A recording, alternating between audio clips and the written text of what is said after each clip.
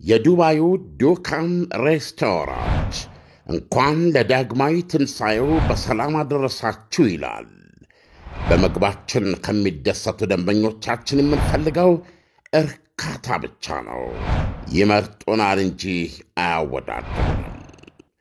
ዱካም ሬስቶራንት ዱባይ ምርጫ ብቻ ሳይሆን ብልጫም ነው። ዱካም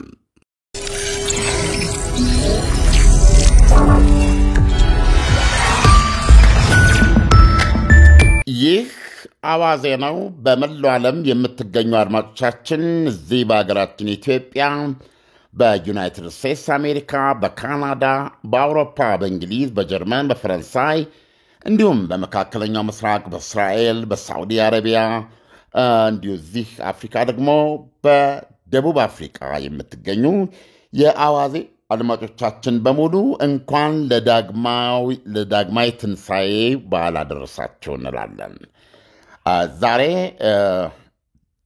ዛሬ በበዓል ስሜት ውስጥ ሆነን ነው ይህን ዜና የምንሰራው። በአጋጣሚ ራሽያም የበዓል ስሜት ውስጥ መሆኗን ዘገባዎች እየገለጹ ነው። እንደሰማችሁት በትናንት ዘገባችን አዋዜ 2 ላይ ኩርስክ ሙሉ በሙሉ ከዩክሬን ሰራዊት ጸድታለች በማለት ክሬምሊን አስታውቋል። የሀገሪቱ ኤታማዦር ሹም ሌተና ጀነራል ቫለሪ ጌራሲሞቭ እንዳስታወቁት ከሆነ የመጨረሻዋ የዩክሬን ወታደሮች ተንጠላጥለው የነበሩባት መንደር ከዩክሬን ሰራዊት ሙሉ በሙሉ ነጽታለች ከማለት አልፈው የሰሜን ኮሪያ ወታደሮችን ጀግኖች በማለት ራሽያ ከእሷ ጦር ጎን የሰሜን ኮሪያ ተዋጊዎች አብረዋት እንዳሉ በይፋ ያሳወቀችበት ሆኗል። ኢሳያስ እንግዲህ እንደምታውቀው ይሄ የኩርስክ ጉዳይ የመጨረሻው ሊባል የሚችል የፕሬዚደንት ዘለንስኪ ዩክሬን አንዳች በዚህ ራሽያ በምታጠቃበትና ዩክሬን በምትጠቃበት ጦርነት ውስጥ ለውጥ ለማምጣት ብለው ያደረጉት ወይም የሞከሩት ነው። ከጦር አዛዣቸው ጋር ሆነው እንግዲህ በትናንትናው ዕለት በዚህ መልኩ ተፈጽሟል። እንግዲህ የኩርስክ ጉዳይ አበቃለት ማለት ነው። አዎ፣ አሁን ኩርስክን ዩክሬን መጀመሪያ ባለፈው ነሐሴ ወር የዛሬ 8 ወር ያንን እርምጃ ስትወስድ አስገራሚ አስደናቂ ነበረ። ግን ወዲያውኑ ለምን ምንድነው ፋይዳው የሚል ጥያቄ ያስነሳ ነበር። በዚህም ላይ የአስተያየታቸውን የሰጡ ወታደራዊ ዓለም እንደው ጣልቃ ልግባና አንድ ጥያቄ ልጠይቅህ። ምክንያቱም ዶናልድ ትራምፕ ካሁን ቀደም ኩርስክ ላይ የነበረውን አንዳንድ ሁኔታዎች ሲገልጹት ከበባ ውስጥ እንደነበረ ሰራዊቱ ተናግረው ነበርና ያ ሰራዊት በከበባ ውስጥ ከሆነ ጨርሶ ከማለቁ በፊት የሩሲያኖች እንዲራሩ እና ያ ሰራዊት እንዳያልቅ ጠይቀው ነበርና እንዴት ሆነ እሱ ነው? አሁን በዚህ መልኩ የወጣው ከራሽያ የወጣው መግለጫ የዩክሬን ሰራዊት ወይም ደግሞ አንድ መንደር ላይ ተቆናጦ የነበረ የዩክሬን ሰራዊት ተደመሰሰ የሚል አይደለም። የዩክሬን ክልል ወይም ደግሞ የኩርስክ ግዛት የመጨረሻ የዩክሬን ይዞታ የሆነው ጸድቷል ነው የሚለው። ስለዚህ በዚህ ውስጥ ምንም ጥርጥር በሌለ ሁኔታ ሞት፣ መቁሰል ያለ ነው። ነገር ግን ጦሩ ባላቋረጠ ማፈግፈግ ውስጥ እንደነበር ነው የሚዘገበው። ባለፉት አንድ ወር ተኩል 2 ወር ውስጥ እያፈገፈገ ነው በቋሚነት የነበረው። ስለዚህ ይህንን ነገር አቺቭ ማድረግ ችሏል። ወይም በከበባ ውስጥ ሆኖ አጠቃላይ እጅ ስጥ ወይም እለቅ የሚለው የፕሬዚደንት ቭላዲሚር ፑቲን ማስጠንቀቂያ በዚህ መልኩ የሰራ አይደለም። ዞሮ ዞሮ የዩክሬን ሰራዊት የተባለችውን መንደር ለቆ ሲወጣ የሞተው ሞቶ የቆሰለው ቆስሎ ቀሪው ኃይል ግን ሀገሩ ሊገባ ችሏል። እንደዛ ነው ያለው ሪፖርት ያንን የሚያመለክተው። ስለዚህ በፕሬዚደንት ዶናልድ ትራምፕ በወቅቱ ይህንን ነገር በዛ መልኩ ማንጸባረቃቸው ራሽያን ከማመን አንጻር ሊሆን ይችላል። በነገራችን ላይ አሁንም ከዩክሬን በኩል የሚሰማው መግለጫ የራሽያን የሚቀናቀን ነው። አዎ አስቸጋሪ ሁኔታ ውስጥ ነው ያለ ነው። በትናንትናው ዕለት ብቻ 6 ማጥቃቶች ናቸው የተካሄዱት። ወደ 150 የሚደርስ የመድፍ ቅጥቀጣ ተደርጎብናል። ይሁንና አንዱ ቦታ ላይ የእኛ ጦር በመከላከል ላይ ነው የሚል ነገር ነው የሰጡት። ነገር ግን በማንኛውም መመዘኛ እዚህ ቦታ ላይ እንደዚህ አይነት ቦታ ተቆናጠን የሚል መግለጫ ግን በዩክሬን በኩል የለም። ስለዚህ ምንድነው የሆኑ ህንፃዎች ውስጥ ሊኖሩ ይችላሉ፣ የሆኑ ምሽጎች ውስጥ የቀሩ ሊኖሩ ይችላሉ። የሆነ ቦታ እንደዚህ አይነት ነገር ካልሆነ በስተቀረ ትርጉም ያለው ቦታ ይዞ ተቆጣጥሮ ለመቆየት በሚያስችል ቁመና ዓላማ መልክ ግን የዩክሬን ሰራዊት የለም ቨርቹዋሊ። ስለዚህ ከዚህ አንጻር ራሽያ ከፍተኛ ደስታ ላይ ነች ያለችው። እንደውም ባለፈው አርብም ከስቲቭ ዊትኮፍ ጋር በተነጋገሩበት ጊዜ በክሬምሊን ለ3 ሰዓት ነው የተነጋገሩት። ፕሬዚደንቱ ከዩክሬን ፕሬዚደንት ጋር በቀጥታ ተነጋግረው በዩክሬን ጉዳይ ላይ ለመወያየት ዝግጁ መሆናቸውን ገልጸው እንደነበረ ዘግበናል በወቅቱ። አሁን እንደምንሰማው ኩርስክ ላይ እየተካሄደ ከነበረው ደስታ በመነጨ ነው የሚልም መግለጫ ነው እየሰማን ያለ ነው። ምክንያቱም የኩርስክ ጉዳይ ለቭላዲሚር ፑቲን የጭንቅላት ካንሰር ነበረ። ሊገድል ብለህ ከራሽያ የምድራችን ኒውክሌር ፓወር ሀገር ናት። የራሷን ጦር መሳሪያ ከራሷ አልፋ ለዓለም ጦር መሳሪያ የምታቀርብ ሀገር ናት። ሌላ ሀያል ሀገር ናት እና ከሁለተኛ የዓለም ጦርነት ፍጻሜ ከ80 ዓመት በኋላ ብታምንም ባታምንም ዘለንስኪ ነገ ታሪክ ሲጻፍ የደረሰው ቢደርስም ለ8 ወር ያህል የራሽያን ግዛት ተቆጣጥሮ ነበር እና ይሄ በጣም ራስ የሚያም ነው። በብዙ ነገሮች ተሸፍኖ በሌሎች ግንባሮች ተሸፍኖ ቢሄድም ይሄ አኪለስ ሲል ነው የሚጠሰጥስ እንደው ልርሳ ብትለው ሊረሳ የማይችል ነገር ነበረ። በራሽ እንትን ነበረ። ስለዚህ አሁን ትልቅ ለራሽያ ትልቅ እፎይታና ደስታ ነው። ግን አሁን እዚህ ላይ ቫሌሪ ጌራሲሞቭ ኤታማጆር ሹሙ በቪዲዮ ኮል ለፕሬዚደንት ዘለንስኪ ይህን ዜና ሲነግሩ በምላሻቸው በምላሻቸው ቭላዲሚር ፑቲን ያሉት ምንድን ነው? አሁን ይሄ በጣም ጥሩ ነው፣ መልካም ዜና ነው ካሉ በኋላ ይሄ ማለት አሁን በሌሎች ግንባሮቻችን ላይም የተጠናከረ ተጨማሪ ድሎችን ለማስመዝገብ በር የሚከፍት ነው አሉ። ምን ማለት ነው? የዩክሬንን ጦር በዚህ መልኩ እንግዲህ 1100 ካሬ ኪሎ ሜትር የሸፈነ ቦታ እኮ መያዝ ችሎ ነበረ ዘለንስኪ። ትልቁ ጥያቄ በወቅቱ የመጣው ይሄን ሰስቴን ማድረግ ይቻላል እንዴት ነው የሚያደርጉት? እና ራሽያ መልሳ በምታጠቃበት ጊዜ ከአጠቃላይ ማለቅ ወይም ደግሞ እንደገቡ ሆኖ ከመውጣት የሚያድናቸው ምን ነገር አለ የሚል ጥያቄ ሲያነሱ ማንም ይሄን ምላሽ ለመስጠት አልቻለም። ይሄንን ትክክለኛ ነን ብለው ይሄን በአቋምነት ይዘው የቆዩት ዘለንስኪና የጦር አዛዣቸው ሲሪልስኪ ናቸው። እና አንዱ ማሳመኛ ነጥባቸው የአሜሪካንን እነዚህ ሃይማርስን እና የነዚህ ስቶርም ሻዶውን ራሽያ ግዛት ውስጥ እንዲጠቀሙ ፈቃዱን ካገኙ እነዚህን በመጠቀም የኩርስክ ይዞታቸውን አጥልተው መቆየት እንደሚችሉ እስከ መጨረሻው ድርድር ድረስ አምነው ሄደውበታል። እና ትናንትና ጌራሲሞቭ ያሉት ምንድነው እነሆ የዩክሬን ጀብዱ ሙሉ በሙሉ ከሸፈ ብለው ነው የተናገሩት። እና ጀብዱ ነበረ ቤዚካሊ ያ ነገር የተፈጸመው ጀብዱ ነበረ። አሁን የመጀመሪያ ላይ ታውቃለህ የዜና አመጣጡ 7,000 8,000 ቁጥራቸው ሲገመት የነበረው ከዛ 10,000 የተባለ 30,000 40,000 ደርሷል። ያ ከፍተኛ ቁጥር ያለው ጦር ብቻ ሳይሆን በጣም ዘመናዊ መሳሪያ የታጠቀ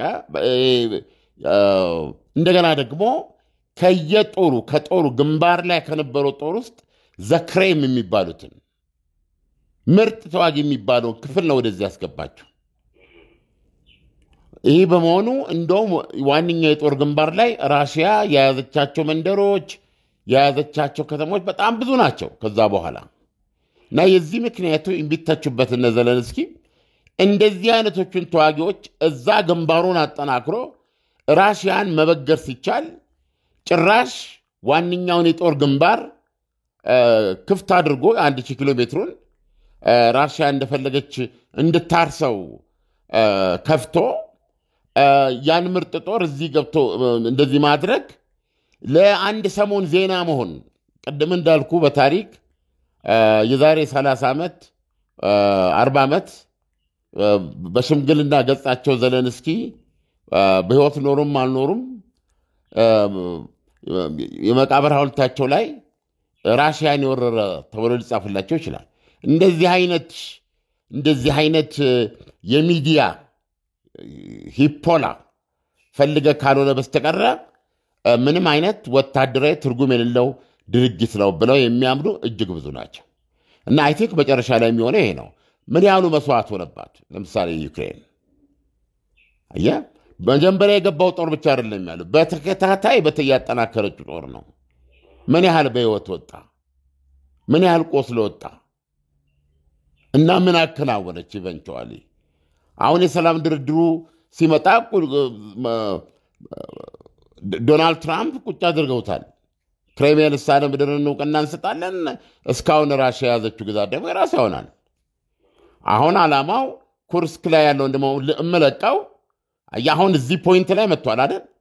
1100 ኪሎ ሜትር ይዞታቸውን አጽንተው የሚያስችለው ቢሆን ኖሮ አሁን የኩርስክ ጉዳይ እንዴት ይሁን የሚባለው አብሮ ይነሳል ማለት ነው። ስለዚህ ራሽያ ጫና ይደረግባታል። ምክንያቱም በመቶ ቀናት ውስጥ ነው በስልጣን ዘመናችን አንድ ነገር ማድረግ ይፈልጉ። ስለዚህ አንድ ነገር ማድረግ አለብን። አሁን አንቺ ኩርስክን ነፃ እስካወጣ ድረስ ብለን አንቺ ልንጠብቅ አንችልም፣ የሆነ ነገር ማድረግ አለብን የሚል ጉዳይ ይነሳ ነበረ። ስለዚህም ዩክሬን ያንን ለቃ ለመውጣት ይሄን ቦታ መልቀቅ አለበት ብላ ልትከራከርና አትሊስት ያለው የሰላም እቅድ ወይም ሪያሊቲ የሚያስገድደው በራሽያ እጅ የገቡባትን አሳልፋ መስጠት ከሆነ ቢያንስ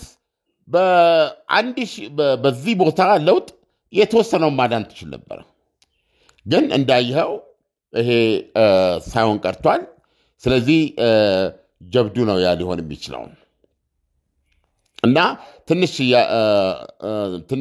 እንትን ያለኝ 70,000 ጦር አለ፣ 12,000 የሰሜን ኮሪያ ጦር ነው እና እዚህ ውስጥ የሰሜን ኮሪያዎች አስተዋጽኦ በጣም ከፍተኛ ግምት ቢሰጠው ነው ብለዋል። እና ይህ 70,000 ጦር ከኩርስክ ነፃ መውጣት በኋላ ይህ 70,000 ጦር ወደ ሌላ ግንባር ሊንቀሳቀስ የሚችል መሆኑን ደግሞ አስብ። አየህ አሁን ይሄ 70,000 ጦር ከዋናው የጦር ግንባር የወጣ ነው። ሂውጅ ከፍተኛ ቁጥር ያለው ጦር ነው። እዚህ ውስጥ ልዩ ኃይሎች ሁሉ አሉ። ስለዚህ ይሄ የሰላም ሂደት የሚጓተትበት ሁኔታ ቢፈጠር ጦር ግንባር ላይ ዩክሬን በጣም የበለጠ ጫና ይገጥማታል ማለት ነው።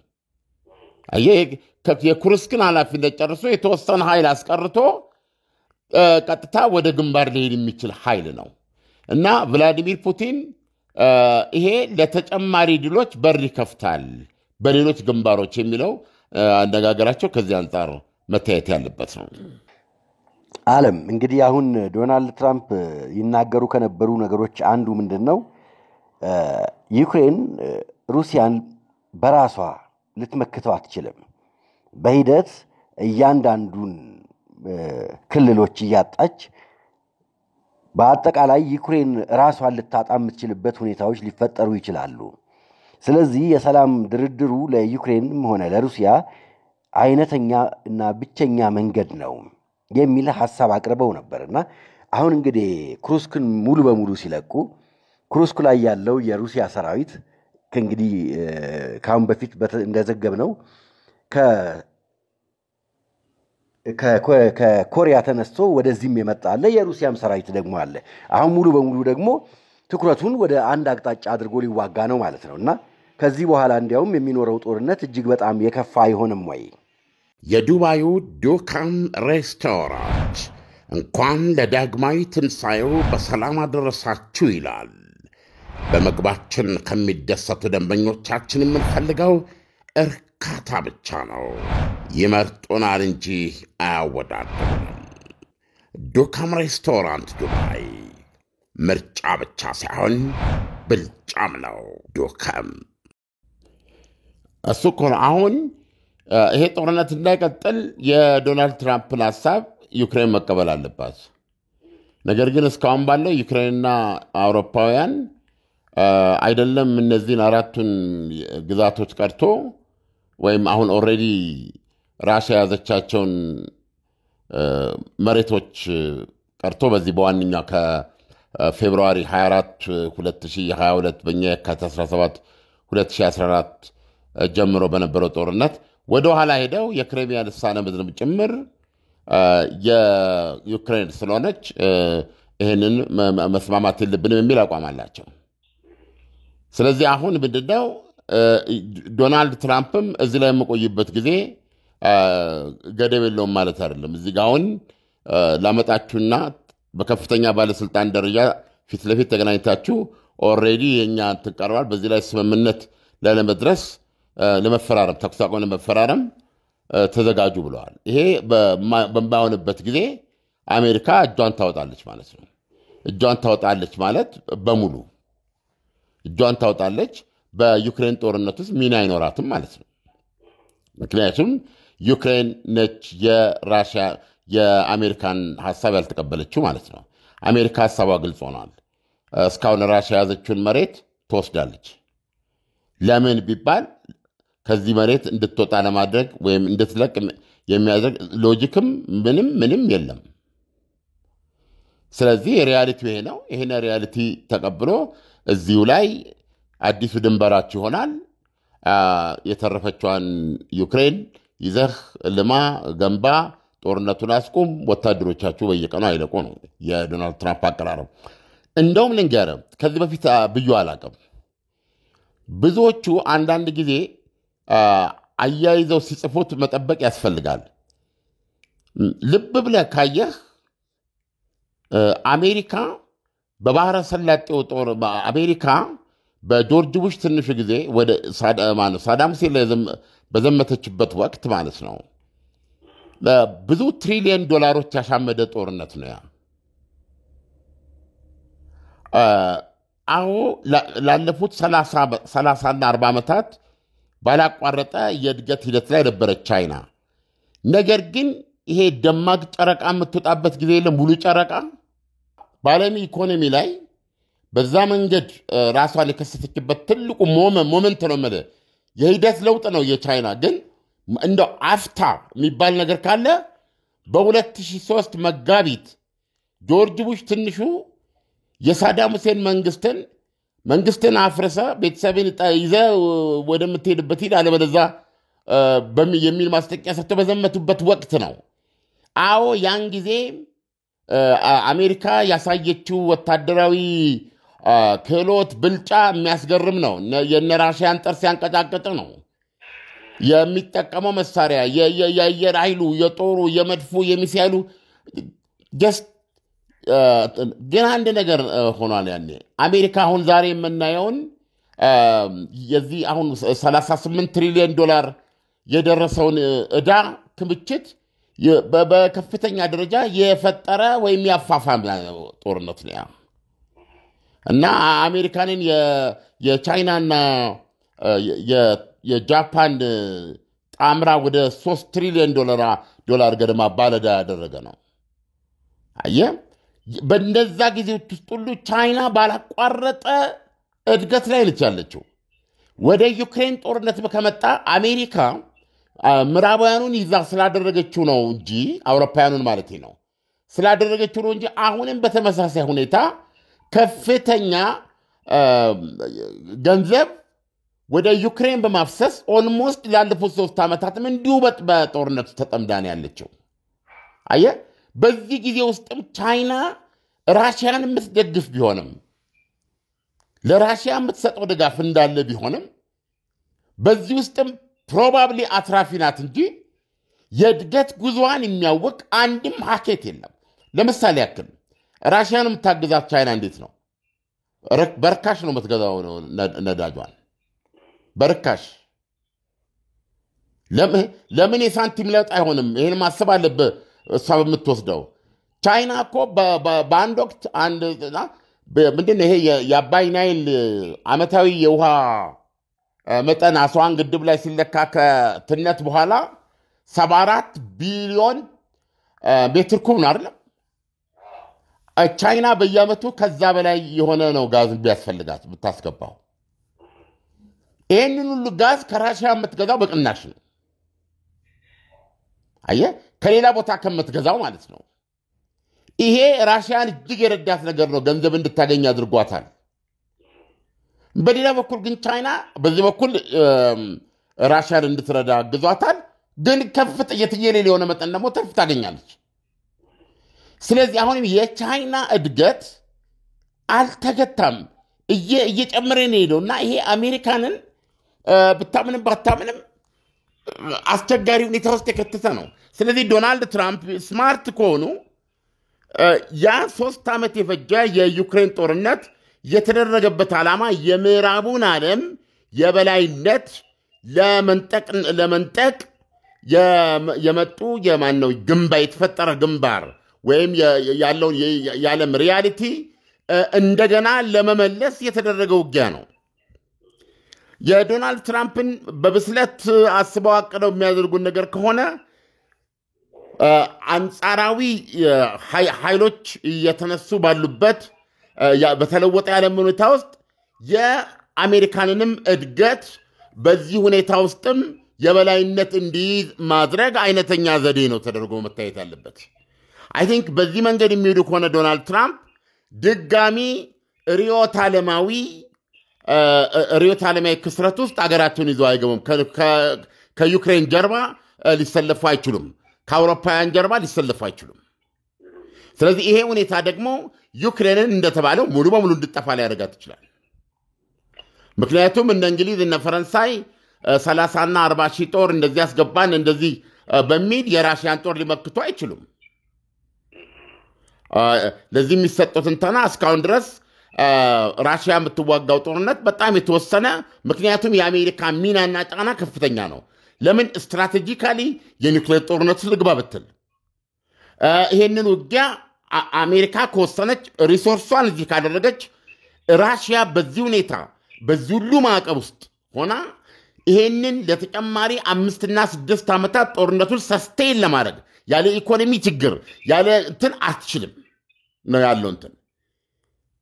ሁለተኛ በተለይ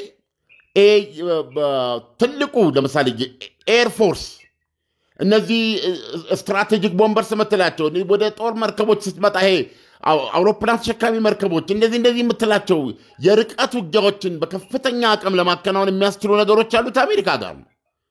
አሜሪካ ፊቷን ባዘሮችበት ሁኔታ ፈረንሳይና እንግሊዝ እንዲሁም ጀርመን ያውም በመካከላቸው እንደ ሃንጋሪ ያሉና ሌሎች ሀገሮች በማይስማሙበት ሁኔታ አውሮፓ የህልውና ጦርነት ውስጥ ለዩክሬን ሲል ይገባል፣ በራሽያ ጽናት ይዋጋል ተብሎ አይታሰብም።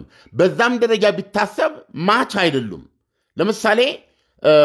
ለምሳሌ ፒውርሊ በአሜሪካና በዩክሬን በአሜሪካና በዶናልድ ትራምፕ አሜሪካና በራሽያ መካከል ግንኙነቶች ኖርማላይዝ የሚደረጉ ቢሆንና አውሮፓዎቹ አቋም አድርገው ከዩክሬን ጋር ሆነው ጦርነቱን ቢቀጥሉ ፕሮባብሊ በታክቲካል ሚሳይል ኒውክሌር እርምጃ ብትወስድ ራሽያ ምላሽ ለመስጠት የሚችል የለም። ገብተዋል። ከ5000 በላይ የኒውክሌር አረሮች ክምችት ያላት በባህር በመሬት በአየር ካላት ራሽያ ጋር እንግሊዝና ፈረንሳይ ቢደመሩ እዚህ ግባ የሚባል አይደለም። ማንም ደግሞ ወደዚህ ክሬዚ ሆነ የኒውክሌር ጦርነት ውስጥ አይገባም። ነገር ግን የታክቲካል መሳሪያ የታክቲካል ኒውክሌር መሳሪያ ብትጠቀሚ ይህንን እርምጃ እንወስዳለን ያሉት ጆ ባይደን ናቸው። አየህ፣ ኔቶ ውስጥ አሜሪካ የሌለችበት ኔቶ የአውሮፓ ጦር ማለት ነው። አሁን ባለው ሁኔታ ደግሞ በማንኛውም መመዘኛ 700,000 ወታደር ነው ኦልሬዲ ያላቸው ዩክሬን ውስጥ ራሽያ። አውሮፓ 700,000 ጦር ማዋጣት ይችላል ወይ? ብዙዎች የሚጠይቁት ከየት አድርጎ ነው 700,000 ጦር? የእያንዳንዱን አገር ጦር ሲደምሩልህ ትገረማለህ። ትልቅ በኔቶ ውስጥ አሁን ትልቅ ጦር ሰራዊት ያላት ባንድችም ቱርክ ናት ከአሜሪካ ቀጥላ። ከዛ አሁን ማነች ራሷ ዩክሬን ናት። የዩክሬን ደግሞ ይሄ ጦርነት ከመጣባት በኋላ የተፈጠረ ነው። ስለዚህ ቤላሩስን ይዛ እዚህ ጦርነት ብትገባ ከአውሮፓውያኖች ጋር ምን ያህል ያዋጣቸዋል ነው ብዙ እና በዚህ ስታየው አሜሪካ ይሄን አቋም ጸንታ ካራመደች ለዩክሬን የሚያዋጣት ወይም ብቸኛ መፍትሄው እነዚህ የተባሉትን የተያዙትን ግዛቶች አሜን ብላ መቀበል ነው የሚል ነው። አለበለዚያ ግን አሜሪካ ከዚህ ጉዳይ ትወጣለች። ስትወጣ በማን ምክንያት ትወጣለች የሚለው ወሳኝ ነው። ይሄ ለሩሲያም አደጋ ሊኖረው የሚችለው ምንድን ነው? አሜሪካ በቃ ይሄን ነገር አደራድሬ ፍጻሜ ውስጥ ላደርሰው አልቻልኩም፣ ስለዚህም በቃኝ እንድትል ያደረጋት ማን ነው? የዩክሬን ክሬሚያ ልሳነ ምድርን አሜሪካ ባቀደችው መንገድ ለመቀበል አለመፈለግ፣ ራሽያ ያዘቻቸው ግዛቶች ዲፋክቶ የራሽያ ናቸው። እነዚህን ራሽያን ከዚህ ውስጥ ለማስወጣት የሚታሰብ ነገር አይደለም።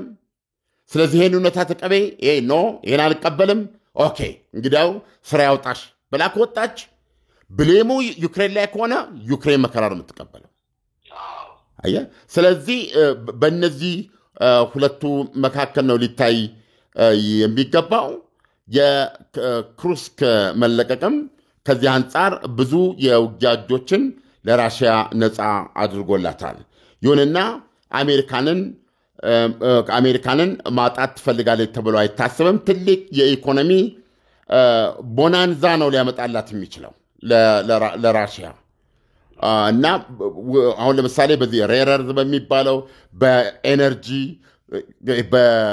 በብዙ ነገሮች ስታየው በቢሊዮን የሚቆጠር የኢኮኖሚ ግንኙነት ነው ሊኖር የሚችለው በሁለቱ ሀገሮች መካከል።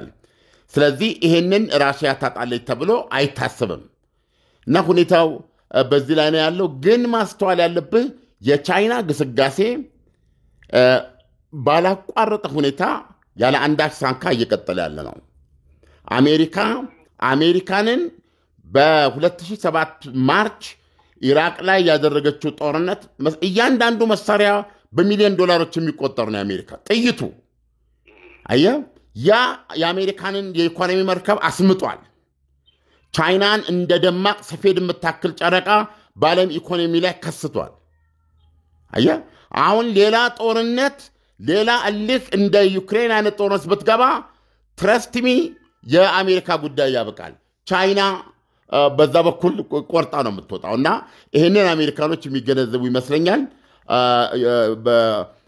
አውሮፓውያን በተለይ በእንግሊዝ በኩል ያለው አሜሪካንን መልሰን እዚህ ጦርነት ውስጥ ከኋላ በማስገባት ራሽያ ላይ ተጽዕኖ ለማድረስ በሚል በጆ ባይደን እግር እናስገባለን ብለው የሚያስቡት ነገር እንደ መጨረሻ ላይ ውሃ የሚቋጥር አይደለም። በዚህ ወጥመድ ውስጥ የምትገባ አሜሪካንም ትኖራለች ተብሎ አይታስብም። ዓለም፣ ለትንታኔው ከወዲሁ አመሰግናለሁ። መልካም ቀን ይሆንልህ። መልካም ቀን ኢሳያስ። የዱባዩ ዱካን ሬስቶራንት እንኳን ለዳግማዊ ትንሣኤው በሰላም አደረሳችሁ ይላል። በመግባችን ከሚደሰቱ ደንበኞቻችን የምንፈልገው እርካታ ብቻ ነው። ይመርጡናል እንጂ አያወዳድሩም። ዱካም ሬስቶራንት ዱባይ ምርጫ ብቻ ሳይሆን ብልጫም ነው። ዱካም በፍጥነት በስፋት እያደገ እየጎለበተ እያካለለ የመጣ የፋይናንስ ተቋም የኛ ማይክሮፋይናንስ አክሲዮን ማህበር ለመላው የክርስትና እምነት ተከታዮች በሙሉ እንኳን ለፋሲካ በዓል በሰላም በጤና ደረሳችሁ እያለ መልካም ምኞቱን ይገልጻል። ተቋማችን ግዙፍ ነው።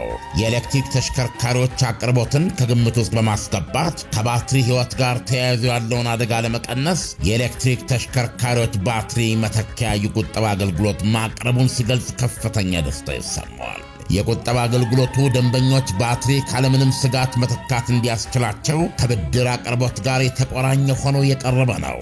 የኛ ተቋሙ የኤሌክትሪክ ተሽከርካሪዎችን በመያዣነት በማስመዝገብ እስከ 200% የሚደርስ የባትሪ ምትክ ብድር ይሰጣል። ሂሳቡ ሲከፈት በየወሩ የሚሰላ የ10.5% ዓመታዊ ወለድ ይታሰብልዎታል። ከሰኞ እስከ እሑድ ከጠዋቱ 2 ሰዓት እስከ ምሽቱ 2 ሰዓት አገልግሎት በሚሰጡት ሁሉም ቅርንጫፍ ቢሮዎቹ ምሳ ሰዓትን ጨምሮ ይሰራል። አድራሻዎቹ ዋና መስሪያ ቤት አብይ ቅርንጫፍ ቀበና ወደ ቤላ የሚወስደው መንገድ የፌዴራል ቤቶች ኮርፖሬሽን ህንፃ ምድርና አንደኛ ፎቅ ላይ፣ መገናኛ ቅርንጫፍ መገናኛ ግሬስ ሲቲ ሞል አንደኛ ላይ፣ እንዲሁም ፊጋ ቅርንጫፍ ከፊጋ ትራፊክ መብራት ወደ ሲኤምሲ ሚካኤል በሚወስደው መንገድ ላይ ያገኙናል። ለበለጠ መረጃ በስልክ 0982 41 11 11 ወይም 0960 50 60 06 ወይም 11 ይደውሉ። መልካም የፋሲካ በዓል ይሁንልዎት። የኛ ማይክሮፋይናንስ የኛ ለሁሉም። ዳና የውስጥ እግር ማሳጅ ጤናን ይጠብቃል፣ ብርታትን ይሰጣል፣ ደስ የሚል ስሜትን ያጎናጽፋል። ዳና የውስጥ እግር ማሳጅ ከ45 ደቂቃ እስከ 1 ሰዓት ይሰጣል። ብስራተ ገብርኤል አፍሪካ ህንፃ 3ኛ ፎቅ ዳና